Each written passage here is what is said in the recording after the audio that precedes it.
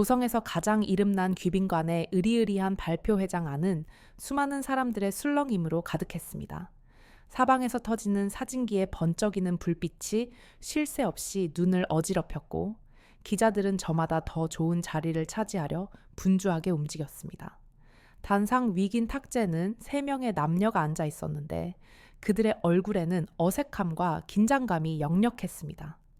맏아들 진우는 안절부절 못하며 값비싼 손목시계를 연신 들여다보았고 그의 옆에 앉은 딸 서연은 겉으로는 고상한 척했지만 무릎 위에 놓인 두 손을 가만두지 못했습니다.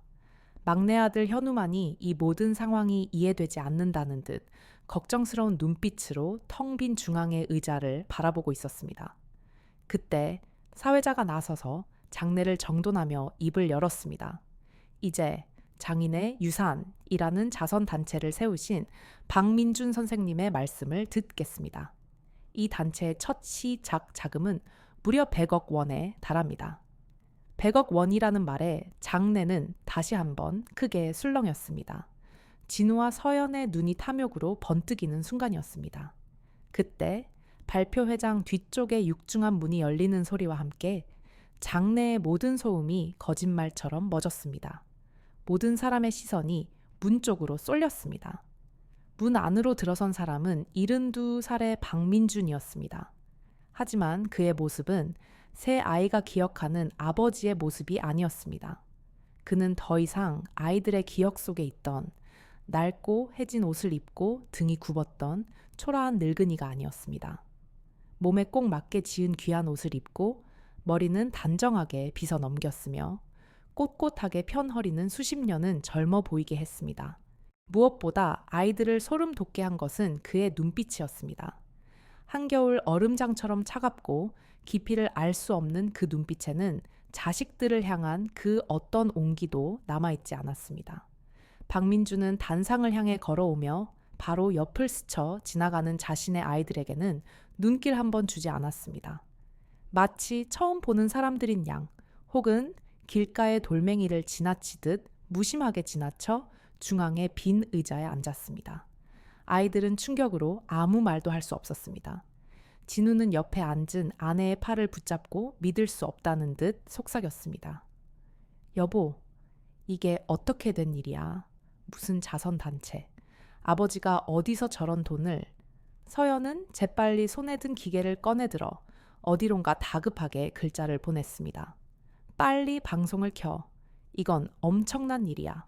그녀의 얼굴에는 당혹감과 함께 이 상황을 어떻게든 이용하려는 계산적인 표정이 스쳐 지나갔습니다. 오직 현우만이 하얗게 질린 얼굴로 아버지를 바라보며 그저 무슨 일이 일어나고 있는지 이해하려 애쓸 뿐이었습니다. 박민주는 탁자 위에 놓인 목소리를 크게 울리게 하는 기계를 천천히 자기 앞으로 끌어당겼습니다. 장내의 모든 카메라가 그의 얼굴을 향했습니다. 그는 잠시 눈을 감았다 뜨더니 객석이 아닌 허공의 한 점을 응시하며 나지막하지만 힘있는 목소리로 말했습니다. 이 자선단체에 대해 이야기하기 전에 저는 먼저 새 아이와 불타버린 헛간 하나에 대한 이야기를 하고 싶습니다. 정확히 한 달 전에 시작된 이야기 말입니다. 그의 마지막 말이 끝나자마자 발표회장의 모든 화면이 서서히 어두워졌습니다. 이 이야기는 여러분이 가족과 돈에 대해 알고 있던 모든 것을 다시 생각하게 만들 것입니다. 앞으로 펼쳐질 강렬한 이야기들을 하나도 놓치지 않으시려면 화면 아래의 구독 단추를 꼭 눌러주십시오. 그리고 지금 어느 고장에서 이 이야기를 보고 계신지 소식을 남겨주세요. 우리의 이야기가 얼마나 멀리 퍼져나갔는지 함께 확인해 보겠습니다. 화면이 다시 밝아지며 이야기는 소란스러웠던 발표회장에서 한 달 전에 어느 조용한 오후로 거슬러 올라갑니다. 그곳에는 평생을 나무와 함께 살아온 목공의 장인 박민준이 있었습니다. 그는 도성 변두리의 낡고 자그마한 기와집에서 홀로 살았고 그의 유일한 벗은 집 뒤편에 자리한 헛간 겸 작업장이었습니다. 그곳은 톱밥 냄새와 잘 마른 나무 향기가 가득한 그만의 세상이었죠. 박민준의 두 손은 그의 삶 그 자체였습니다. 수십 년간 나무를 만지고 다듬으며 생긴 깊은 상처 자국과 돌처럼 단단한 굳은 살은 그가 얼마나 성실하게 살아왔는지를 말해주고 있었습니다. 그는 비록 가난했지만 자신의 손으로 아름다운 것을 만들어내는 일에 대한 자부심으로 가득 차 있었습니다. 그에게 헛갖는 단순한 일터가 아니라 세상의 모든 시름을 잊게 해주는 유일한 안식처였습니다. 그날도 그는 갓 완성한 작은 의자의 다리를 부드러운 천으로 닦아내며 만족스러운 미소를 짓고 있었습니다. 바로 그때 그의 고요한 일상을 깨뜨리는 날카로운 전화벨 소리가 집 안에서 울려 퍼졌습니다. 좀처럼 울릴 일이 없는 전화기였기에 그는 의아한 표정으로 작업장을 나섰습니다. 전화기 너머에서는 자신을 이름난 미술관의 감정가라고 소개하는 낯선 남자의 목소리가 들려왔습니다. 이야기는 자그마치 40년도 더 된 과거에서 시작되었습니다. 지금은 세상을 떠난 젊은 시절 아주 가까웠던 화가 친구를 위해 그가 만들어 주었던 글책상 하나에 대한 이야기였습니다. 그 친구는 훗날 온 세상에 이름을 떨치는 위대한 화가가 되었고 박민준이 만들어준 책상은 그의 가장 유명한 작품들을 탄생시킨 동반자였습니다. 그 책상이 얼마 전 아주 먼 나라에서 열린 경매에서 상상도 할 수 없는 높은 가격에 팔렸다는 것이었습니다. 그리고 오래전 친구와 장난처럼 주고받았던 약조에 따라 책상을 만든 장인인 박민준에게 판매 금액의 열의 셋이 돌아오게 되었다는 소식이었습니다. 그 금액은 무려 150억 원이었습니다. 박민준은 순간 숨을 쉴 수가 없었습니다. 평생 만져볼 것이라고는 꿈에서조차 그려본 적 없는 거대한 액수였습니다. 그의 손에서 수화기가 힘없이 떨어졌습니다. 늘 단단하고 흔들림 없던 그의 손이 처음으로 가늘게 떨리고 있었습니다. 하지만 그의 마음을 채운 것은 벅찬 기쁨이 아니었습니다. 오히려 정체를 알 수 없는 무거운 불안감이 심장을 짓눌렀습니다. 그는 돈 이야기만 나오면 미묘하게 변하던 자식들의 얼굴을 떠올렸습니다. 그들의 실망스러운 눈빛, 은근한 압박, 그리고 자신의 갓난을 부끄러워하던 태도. 이 거대한 돈이 생긴다면 과연 그들의 진짜 마음은 무엇일지 그는 문득 시험해보고 싶어졌습니다. 며칠 후 박민주는 자신의 이름 앞으로 약속된 돈이 들어온 것을 확인하고는 마음속으로 세워두었던 혹독한 시험을 실행에 옮기기로 결심했습니다. 그는 이 엄청난 사실을 그 누구에게도 심지어 가장 가까운 자식들에게조차 알리지 않았습니다. 대신 그는 일부러 가장 낡고 허름한 작업복으로 갈아입고 얼굴에는 검댕까지 묻혔습니다. 그리고는 떨리는 손으로 첫째 아들인 진우에게 전화를 걸었습니다. 45살의 진우는 도성에서 가장 잘 나가는 법률가 중 한 명이었습니다. 그는 언제나 자신의 성공을 과시하며 가난한 아버지를 은근히 멀리했습니다. 박민주는 일부러 목소리를 가늘게 떨며 다급한 목소리로 꾸며낸 이야기를 시작했습니다. 진우야, 큰일 났다. 정말 큰일이야. 작업장에서 불이 났는데 걷잡을 수 없이 번져서 집까지 전부 타버렸다. 잿더미만 남았어. 내 평생이 담긴 곳인데. 박민주는 아들의 반응을 살피기 위해 잠시 말을 멈췄습니다. 전화기 너머에서는 짧은 침묵이 흘렀고 이내 깊은 한숨 소리와 함께 짜증이 가득 섞인 진우의 목소리가 들려왔습니다. 아버지, 또 무슨 일이십니까?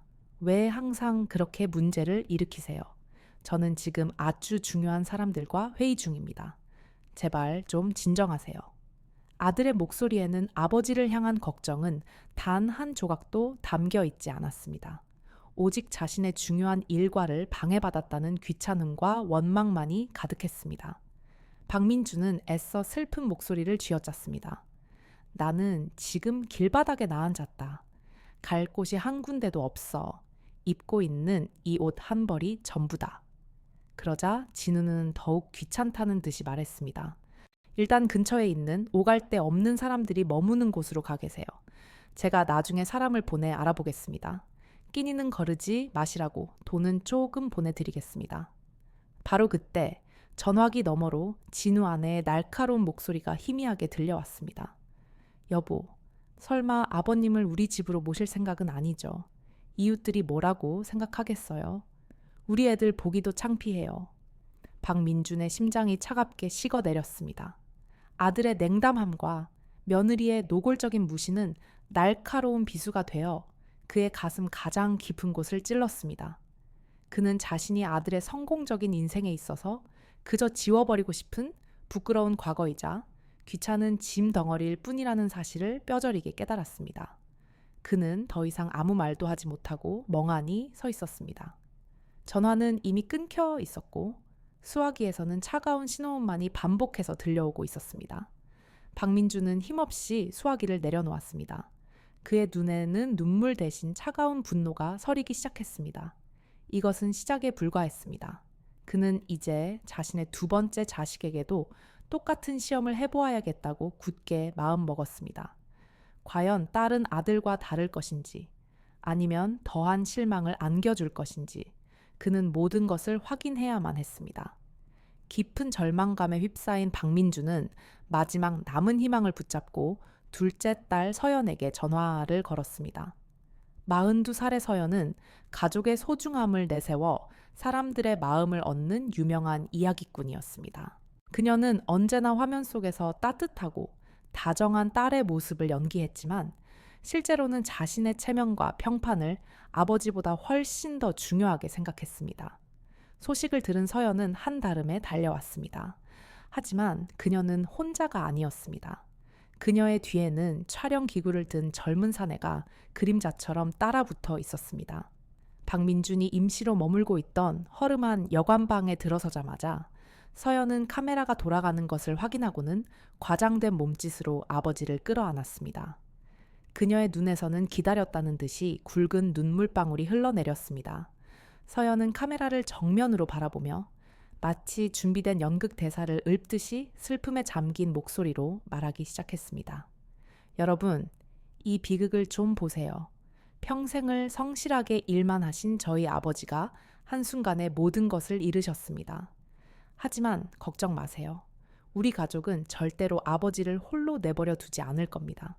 아버지가 다시 일어서실 수 있도록 제가 여러분의 따뜻한 마음을 모으는 창구를 열겠습니다. 박민주는 딸의 이런 행동에 기가 막혀 입을 다물 수가 없었습니다. 그는 딸의 팔을 붙잡고 나지막이 말했습니다. 서연아, 이러지 마라. 이건 너무 부끄러운 일이다. 그러자 서연은 촬영 기사가 잠시 다른 곳을 보는 틈을 타 카메라에 잡히지 않게 입모양으로 속삭였습니다. 아버지, 제발 가만히 좀 계세요. 이건 제 일에도 도움이 되고 아버지께도 좋은 일이에요. 사람들은 이런 안타까운 사연을 좋아한다고요. 그녀의 눈에는 아버지에 대한 연민이 아니라 이 상황을 이용해 더 큰 명성을 얻으려는 차가운 계산만이 번뜩이고 있었습니다. 박민주는 딸에게 있어 자신의 불행이 그저 사람들의 동정심을 자극하여 돈과 인기를 얻기 위한 좋은 이야깃거리에 불과하다는 것을 깨달았습니다. 그는 온몸의 기운이 빠져나가는 것을 느끼며 자리에 주저앉았습니다. 서연은 그런 아버지를 뒤로 한 채 금방 다시 올게요, 아버지. 라는 영혼 없는 말을 남기고는 촬영 기사와 함께 서둘러 여관방을 떠났습니다. 그녀는 하루라도 빨리 이 자극적인 영상을 사람들에게 보여주고 싶어 안달이 난 듯 보였습니다. 모든 희망을 잃어버린 박민주는 마지막으로 막내 아들 현우에게 전화를 걸었습니다. 35의 현우는 아이들에게 음악을 가르치는 가난한 선생이었지만 세 아이 중 마음 많은 가장 부자였습니다. 박민준이 떨리는 목소리로 똑같은 이야기를 전하자 현우는 단 한순간의 망설임도 없이 즉시 대답했습니다. 아버지, 지금 어디 계세요? 제가 당장 가겠습니다.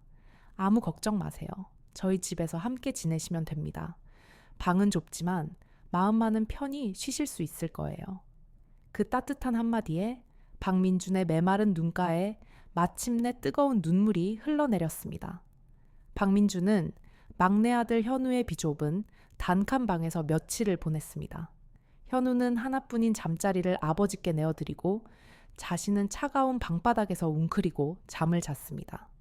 넉넉지 않은 살림에도 불구하고 그는 매일같이 시장에 나가 아버지가 좋아하시는 반찬거리를 사와 정성껏 밥상을 차렸습니다. 그의 따뜻한 보살핌 속에서 박민주는 오랜만에 마음의 평화를 느끼는 듯 했습니다. 하지만 그 평화는 그리 오래가지 못했습니다. 어느 날 저녁 현우가 잠시 자리를 비운 사이 박민주는 아들이 두고 간 서판을 무심코 들여다보게 되었습니다. 화면에는 딸 서연의 영상이 떠 있었습니다. 영상 속에서 서연은 눈물을 글썽이며 아버지의 안타까운 사연을 전하고 있었고 그 영상은 이미 수백만 명이 보았을 정도로 온 세상에 퍼져나가 있었습니다. 사람들의 동정심을 자극한 모금에는 엄청난 액수의 돈이 모였습니다. 하지만 이어진 다른 영상에서 서연은 태연하게 거짓말을 하고 있었습니다. 여러분 덕분에 아버지는 지금 좋은 요양시설에서 안정을 되찾고 계십니다. 모인 돈은 앞으로 아버지의 치료와 재활을 위해 소중하게 사용하겠습니다. 박민주는 온몸의 피가 거꾸로 솟는 듯한 분노를 느꼈습니다. 딸이 자신의 불행을 팔아 얻은 돈을 가로채고 심지어 자신을 세상과 격리된 병든 늙은이로 만들고 있다는 사실에 치가 떨렸습니다. 바로 그때 현우가 누군가와 통화하며 방으로 들어왔습니다. 상대는 첫째 아들 진우였습니다. 박민주는 숨을 죽이고 아들의 통화를 엿들었습니다. 전화기 너머로 진우의 차가운 목소리가 날카롭게 들려왔습니다. 네가 아버지를 모셨다고 제정신이냐? 이제 아버지 문제는 네가 알아서 해. 나한테는 어떤 도움도 기대하지 마라. 그리고 서연이한테는 똑똑히 전해. 아버지 팔아서 돈을 벌었으면 우리한테도 얼마간 나눠주는 게 도리 아니냐고.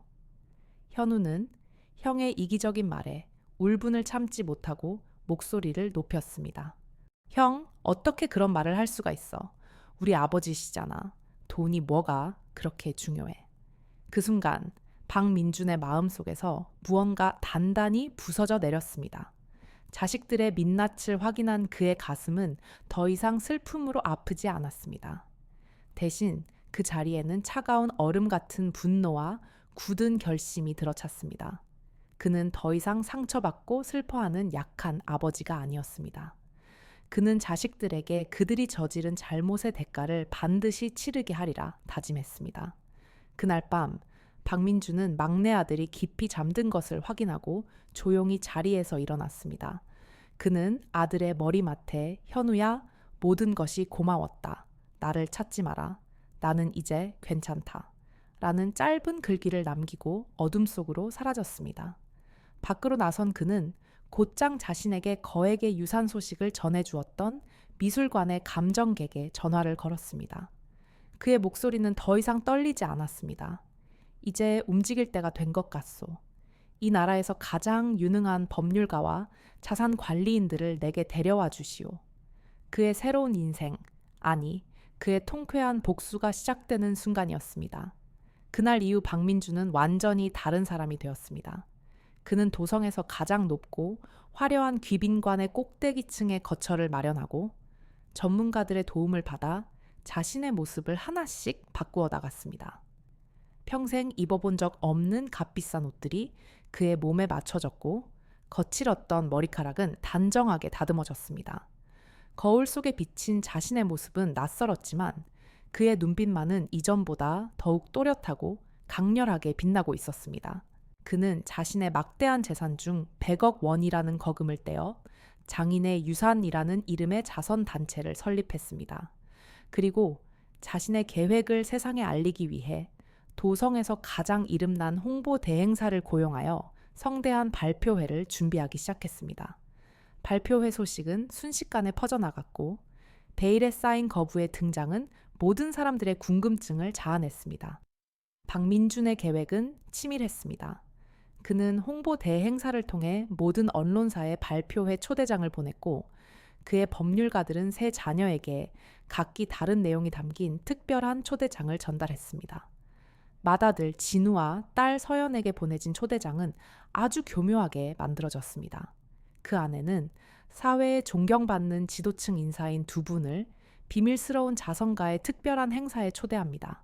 새로 설립되는 거대 자선단체의 운영진 자리를 제안받을 수도 있는 귀한 기회이니 꼭 참석하시어 자리를 빛내주시길 바랍니다. 라는 글귀가 적혀 있었습니다. 명예와 신분 상승에 목말라 있던 두 사람은 이 달콤한 제안을 결코 거절할 수 없었습니다. 그들은 이 행사의 주인이 자신들의 아버지라는 사실은 꿈에도 상상하지 못한 채 자신들의 인생에 찾아온 또 다른 기회라 여기며 기쁨을 감추지 못했습니다. 반면 막내 아들 현우에게는 아주 소박하고 평범한 편지 한 통이 전달되었습니다. 편지에는 세상에 좋은 일을 시작하는 자리가 있습니다. 부디 오셔서 따뜻한 마음으로 응원해 주시면 감사하겠습니다. 라는 짧은 글만이 담겨 있었습니다. 아버지가 갑자기 사라진 후 깊은 슬픔과 걱정에 잠겨 있던 현우는 처음에는 초대에 응할 마음이 없었습니다. 하지만 그는 세상의 어딘가에서 선한 일이 시작된다는 말에 작은 위안을 얻고 무거운 발걸음을 옮기기로 결심했습니다. 그렇게 세 자녀는 각자 다른 마음과 다른 기대를 품고 아버지가 준비한 운명의 무대로 향하고 있었습니다. 진우와 서연은 더 높은 곳으로 올라갈 욕망에 부풀어 있었고, 현우는 그저 사라진 아버지를 그리워하며 무거운 마음으로 발걸음을 옮기고 있었습니다. 그들 중 누구도 그 자리에서 자신들의 인생을 송두리째 뒤흔들 만한 진실과 마주하게 될 것이라고는 짐작조차 하지 못했습니다. 이야기는 다시 모든 것이 시작되었던 발표회장의 그 순간으로 돌아옵니다. 단상에 앉은 박민주는 싸늘한 눈빛으로 정면을 응시하고 있었습니다. 객석 맨 앞줄에 앉은 그의 자식들은 충격과 공포에 사로잡혀 얼어붙어 있었습니다. 박민주는 자식들에게는 눈길 한번 주지 않은 차에 오직 카메라만을 바라보며 자신의 이야기를 담담하게 풀어놓기 시작했습니다. 그는 자식들의 이름을 직접 입에 올리지는 않았지만 그의 이야기는 그 어떤 날카로운 칼보다도 더 아프게 그들의 심장을 꿰뚫었습니다. 제 집이 불탔을 때 저는 법과 정의를 다루며 출세한 아들에게 전화를 걸었습니다. 그는 저에게 갈 곳 없는 늙은이들이 모이는 수용소로 가라고 했습니다. 그의 말이 떨어지자마자 모든 카메라가 돌처럼 굳어버린 진우의 얼굴을 비추었습니다. 그의 완벽하게 꾸며진 인생에 거대한 균열이 생기는 순간이었습니다. 박민준의 목소리는 멈추지 않았습니다. 저는 수십만 명의 사람들에게 가족의 소중함을 가르치는 딸에게도 전화를 걸었습니다. 그녀는 제 불행을 구경거리로 만들어 사람들의 동정을 얻고 그것으로 자신의 배를 불렸습니다. 창백하게 질린 서연은 사람들의 시선을 피해 고개를 숙였지만 수많은 카메라 불빛은 그녀를 놓아주지 않았습니다. 마지막으로 박민준의 시선이 아주 잠시 객석의 한 곳을 향했습니다. 그리고 저는 가진 것이라고는 따뜻한 마음밖에 없는 막내 아들에게도 전화를 걸었습니다. 그는 자신의 모든 것을 저에게 내어주었습니다. 자신의 잠자리와 자신의 밥, 그리고 자신의 시간을 말입니다. 현우는 아버지의 말에 소리 없이 눈물을 흘리고 있었습니다. 그 눈물은 슬픔이 아닌 아버지를 이해하는 뜨거운 눈물이었습니다. 박민주는 다시 정면을 바라보며 자신의 마지막 말을 힘주어 내뱉었습니다. 이 자선단체는 저처럼 어려운 처지에 놓인 젊은 장인들과 예술가들을 돕기 위해 세워졌습니다. 그리고 이 중요한 일을 이끌어갈 사람으로 저는 제 아들 박현우를 이 자리에 초대하고자 합니다. 그는 다른 이들과는 달리 돈보다 소중한 사람의 가치를 아는 사람이기 때문입니다. 장내에서는 우레와 같은 박수 소리가 터져 나왔습니다. 기자들은 일제히 자리에서 일어나 진우와 서연에게 몰려들었고 그들의 공든탑이 무너져 내리는 모습은 온 세상에 생생하게 알려졌습니다. 그로부터 6달이라는 시간이 흘렀습니다. 장인의 유산이라는 자선단체가 세운 새로운 작업장은 밝은 햇살과 희망으로 가득 차 있었습니다. 박민주는 예전처럼 소박한 작업복을 입고 젊은 제자들에게 자신의 평생 기술을 아낌없이 가르치고 있었습니다. 그의 얼굴에는 과거의 그늘 대신 진정한 행복과 평온함이 깃들어 있었습니다. 단체의 책임자가 된 현우는 아버지의 곁을 지키며 살뜰히 보살폈고 두 사람은 예전보다 훨씬 더 깊은 부자 간의 정을 나누고 있었습니다. 한편 진우는 그날의 사건으로 인해 평생 쌓아온 모든 것을 잃고 사람들의 손가락질을 받게 되었으며 서연의 채널은 사람들의 분노와 비난으로 가득 차 더 이상 운영할 수 없게 되었습니다.